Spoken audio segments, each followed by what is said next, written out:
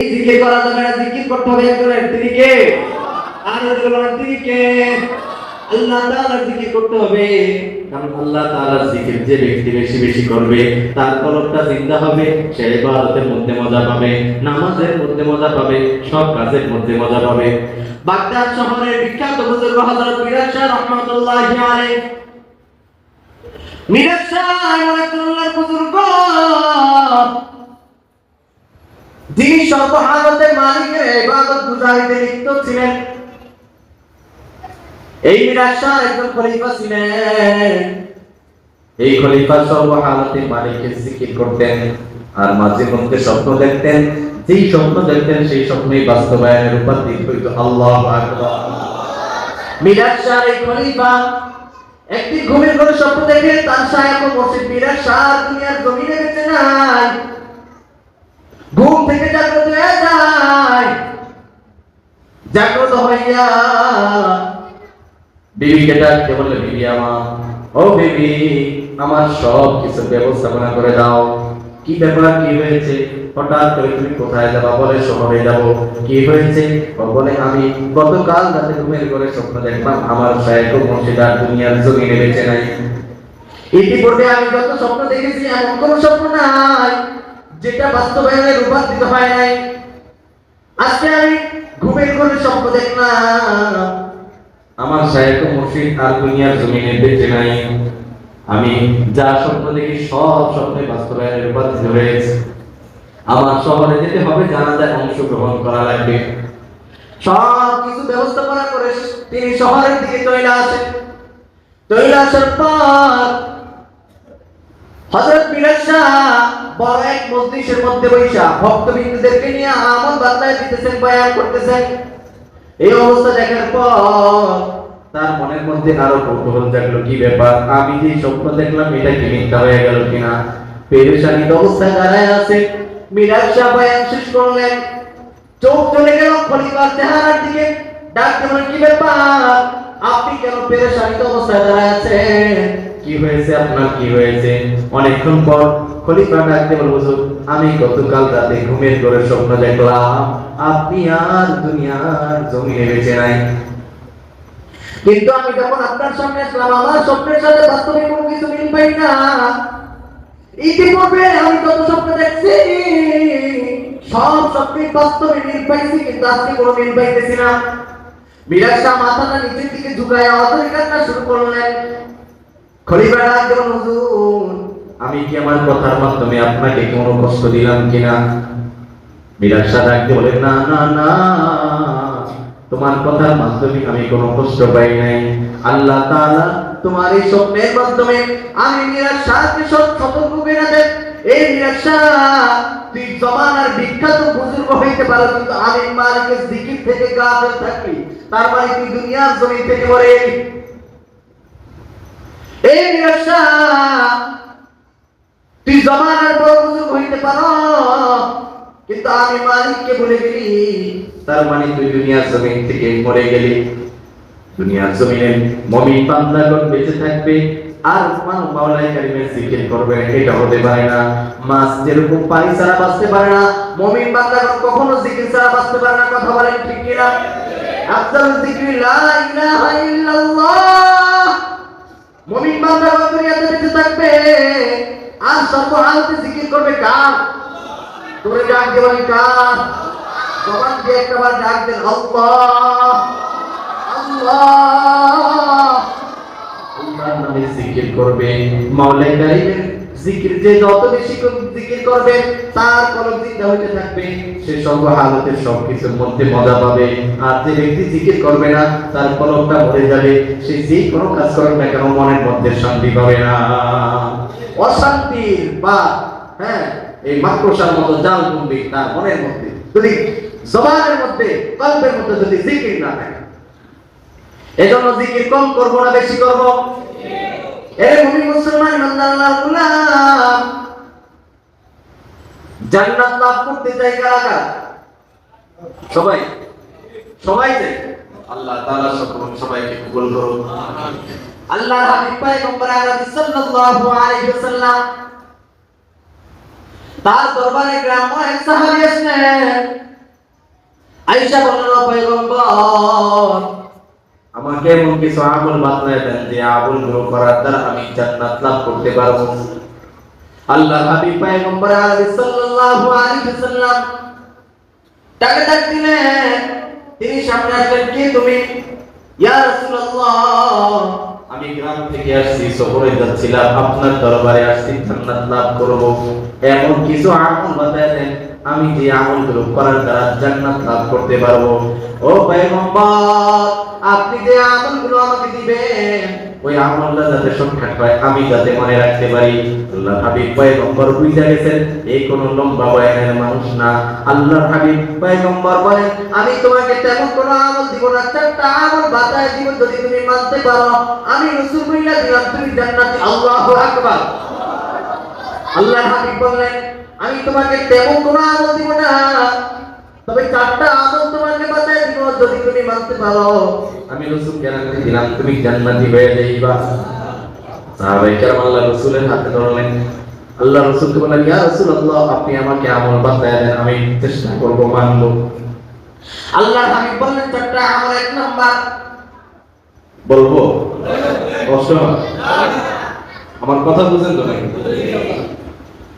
চারটা আমলের মধ্যে এক নাম্বার আমল, সময় হইলে নামাজ পড়বা। সময় হইলে কি পড়বা?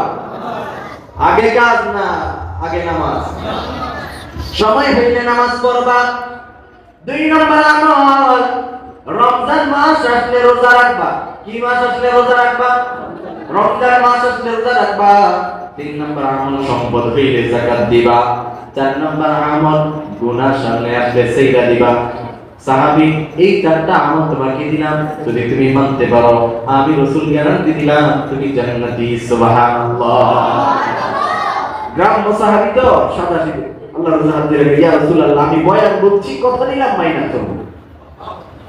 আল্লাহু আকবার। কিছুদিন পর আল্লাহর হাবিব পয়গম্বর আলাইহিস সাল্লাল্লাহু আলাইহি ওয়াসাল্লামের দরবারে আবার আসলেন। আয়েশা বললেন, ও পয়গম্বর, আমাকে কি আপনি চিনছেন কিনা? কিছুদিন আগে আপনার দরবারে আসছিলাম, আপনি আমাকে কিছু আমল বাতায় দিয়েছিলেন।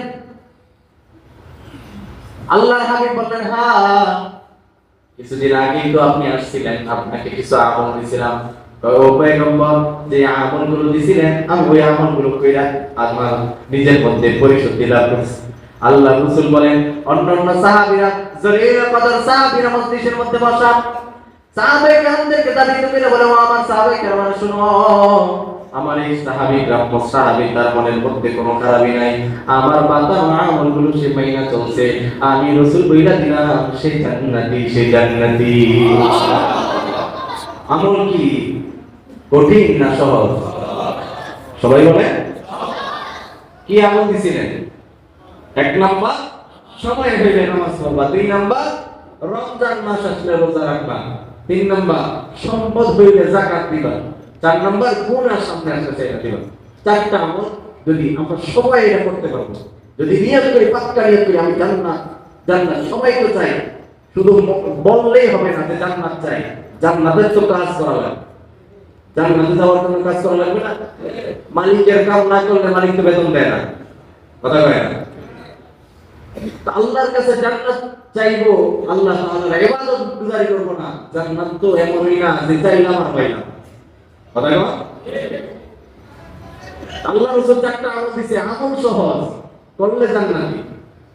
আল্লাহ রাসূল হাদিস, আখরিস দীনাকা ইয়াতিকাল আমালুল কলিল। আল্লাহ রাসূল কি বলেছেন? তোমার ঈমানকে খাঁটি করো, অল্প আমল নাজাতের জন্য যথেষ্ট হয়ে যাবে। আমল বেশি করা লাগবে না। এই চারটা আমল যদি করতে পারেন, আচ্ছা সাহাবী এই চারটা আমল করে জান্নাতি হয়ে গেছে। সাহাবী একজন মানুষ, আমি আর আপনি কি? কথা বলেন না? আমি আর আপনি কি?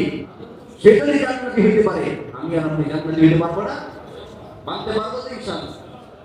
আল্লাহ রাসূল বলেন, আখলিস দীনাকা ইয়াতিকাল আমালুল কলিল, তোমার ঈমানকে খাঁটি করো, অল্প আমল নাজাতের জন্য যথেষ্ট হয়ে যাবে। সুবহানাল্লাহ। আযানের সময় হয়েছে।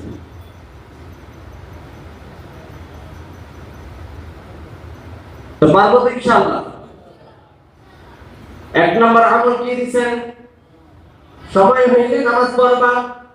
কিন্তু আমাদের আদত এমন হয়ে গেছে, মসজিদের মাইকে আজান হয়ে যায়, আমি আপনি নামাজ থেকে বড় গাফেল। আজান কমে একটাই হবে, তারপর নামাজের বিরতি। কষ্ট হবে না তো আপনাদের? চলবে? আল্লাহ রাসূল একটা আমল দিলে, এক নম্বর আমল, সময় হইলে নামাজ পড়বা। এই মুমিন মুসলমান ইমানদারের গোলাম, আমি আর আপনি আজকে থেকে পর এবং প্রতিজ্ঞা করব, আমার আপনার সব কিছু পরে আগে হবে নামাজ। যার নামাজ ঠিক তার সব কিছু ঠিক। কথা বলেন ঠিক কিনা? মসজিদের মাইকে আজান হয়ে গেছে, কিছু লোক আছে নামাজের দিকে আসতে চায় না। মসজিদ থেকে আজান দেয় হাইয়া আলাস সালাহ, কিন্তু আপনার আমার মন চায় না যে মসজিদে যাই। যদি এরকম হয়, মনে করবেন আপনার আমার কলব বইরা গেছে। কথা বলেন ঠিক কিনা? এই কলব জিন্দা করার জন্য এক নাম্বার ওষুধ, আপনি আমরা বেশি বেশি জিকির করবো এবং মসজিদের পানে ছুটে যাইব, নামাজ পড়বো, কলবকে জিন্দা করবো। কথা বলেন ঠিক কিনা? এক নাম্বার আমল, সময় হইলে নামাজ পড়বো। দুই নাম্বার আমল, রমজান মাস আসলে রোজা রাখবো। সামনেই আসতেছে রমজান, আপনি আমি সবাই রোজা রাখবো, পারবো তো ইনশাআল্লাহ? যদি হাত তুলে নারে তাকবীর। তিন নাম্বার আমল, সম্পদ হইলে যাকাত দিব। সম্পদ হইলে কি দিব? সমাজের মধ্যে এমন কিছু লোক আছে, সম্পদ আছে, যাকাত দেয়। আবার এমন কিছু লোক আছে, তাদের দিন আল্লাহ তাআলা বহর দ্বারা মাইরা দিয়েছে, যাকাত টাকাত কোনো কিছু দেয় না। বাকি মুকারে আমি নিজে তো খাইতে পারি না, খাই। তিন নাম্বার আমল, সময় হইলে, সম্পদ হইলে যাকাত দিব। এমন কিছু লোক আছে, তারা যাকাত দেয় ঠিক, কিন্তু নিজের বানানো পন্থায় যাকাত দেয়। বললে বুঝবেন, দেখবেন গ্রামের মধ্যে যারা যাকাত দেয় তারা ধনাঢ্য ব্যক্তি। ঢাকা থেকে তারা কাপড় কিনা যায়, তারপরে যাকাত দেয়। লিস্টি করে এলাকার মধ্যে কতজন গরিব মানুষ আছে, ওই লিস্টি অনুযায়ী যাকাত আছে না? যাকাতের কাপড় কোন শব্দ আছে কিনা বাতিল করতে? কিন্তু মোলামা কেরাম এখানে আছে, জিজ্ঞেস করেন তো। যেই টাকা অনুযায়ী যে সম্পদ যাকাত দেওয়া দরকার, ওইভাবে কতজন পালন করে আমাকে দেখান। যাকাত ঠিকঠাক মতো যে ব্যক্তি আদায় না করবে, তার সম্পদের মধ্যে বরকত থাকবে না। দেখবেন যারা ঠিকঠাক মতো যাকাত দেয় না, তাদের কিছুদিন পর পরে বিপদ একটা করে একটা যাইতে। কেন যায়? ওরা তো বুঝে না, ওই যে ঠিকঠাক মতো চলে না, যাকাত আদায় করে না, যার কারণে বিপদের পর বিপদ। হয়তো সন্তান বিকলাঙ্গ হয়ে যায়, আর নাইলে নিজে প্যারালাইসিস হয়ে শেষে এই চিত্রা থাকে। ভালো খাবারটাও তার কপালে জুটে না। কথা কয় না? তুমি রমজান এলে রাখো না রোজা, দিনকে করো আঘাত, পয়সা করে নেই গো অভাব, দাও না তো যাকাত। ঠিক না বেঠে? তুমি রমজান এলে রাখো না রোজা, দিনকে করো আঘাত, পয়সা করে নেই গো অভাব, দাও না তো যাকাত। তুমি ইমানদারির বড়াই করো, নেই তোমার ঈমান। ইমানদারির বড়াই করো, নেই তোমার ঈমান। তুমি কেমন মুসলমান, কেমন মুসলমান, তুমি কেমন মুসলমান। নামাজের সাথে নাই পরিচয়, মানো না কোরআন। নামাজের সাথে নাই পরিচয়, মানো না কোরআন। তুমি কেমন মুসলমান। তুমি সুদের টাকায় প্রাসাদ করো, ঘুষ ছাড়ো না, দিন দুঃখী না খেয়ে মরে, খবর রাখো না। আছে কি নাই? তুমি সুদের টাকায় প্রাসাদ করো, ঘুষ ছাড়ো না, দিন দুঃখী না খেয়ে মরে, খবর রাখো না। তুমি ইমানদারির বড়াই করো, নেই তোমার ঈমান। ইমানদারির বড়াই করো, নেই তোমার ঈমান। তুমি কেমন মুসলমান, কেমন মুসলমান, তুমি কেমন মুসলমান। নামাজের সাথে নাই পরিচয়, মানো না কোরআন। নামাজের সাথে নাই পরিচয়, মানো না কোরআন। তুমি কেমন মুসলমান। মুসলমান, খাঁটি মুসলমান হতে চাই কারা কারা? তুমি হাত তোলেন। নারে তাকবীর। এজন্য আমাদের আল্লাহর দ্বীনের পথে থেকে, যে পথে চললে আপনার আমার সুপথ জান্নাত পর্যন্ত যাওয়া যাবে, সেই পথ পন্থা অবলম্বন আপনার আমার করা লাগবে। কথা বলেন ঠিক কিনা? ওলামায়ে কেরাম আপনাদের জন্য যে বয়ান করবে, ওই বয়ান শুধু কানে শুনবেন মানবেন এরকম না, আপনার আমার মানতে হবে। যে ব্যক্তি জানা অনুযায়ী মানবে, আল্লাহ তাআলা তাকে জান্নাতি বানায় দেবে। জানলাম মানলাম না, তাহলে সে শয়তানের বন্ধু হবে, আর জানলাম মানলাম সে আল্লাহর বন্ধু। দাম কোনটা বেশি? এজন্য আল্লাহ তাআলার বন্ধু হব, বেশি বেশি করে আমল করব। আমলের মধ্যে মজা আছে। দেখবেন যে ব্যক্তি ঠিকঠাক মতো নামাজ পড়ে, তার কোনো পেরেশানি নেই, কামাই রুজি না থাকুক, কিন্তু রিজিকের ব্যবস্থা করেন কে? আল্লাহ। ওয়া তাওয়াক্কাল আলাল্লাহ। কেউ যদি ভরসা আল্লাহ তাআলার উপর করে, আল্লাহ তাআলা বলে তোর কোনো পেরেশানি নাই, চিন্তা নাই, আমি আল্লাহ তোর জন্য যথেষ্ট। ইন্নাল্লাহা হুয়ার রাজ্জাকু যুল কুওয়াতিল মাতিন। তো যে কথা বলতেছিলাম, 3 নম্বর আমল কি ছিল? সম্পদ হইলে যাকাত দেওয়া। 4 নম্বর আমলটা কি? গুনাহ সামনে আসলে ছেড়ে দেওয়া। কিন্তু এখন তো সমাজের মধ্যে এমন হয়ে গেছে, গুনাহের প্রতিযোগিতা আছে, নেকের প্রতিযোগিতা। কথা বলেন, নেকের প্রতিযোগিতা আছে, নেকের প্রতিযোগিতা নাই। কিন্তু আপনার আমার নেকের প্রতিযোগিতা বেশি করতে হবে।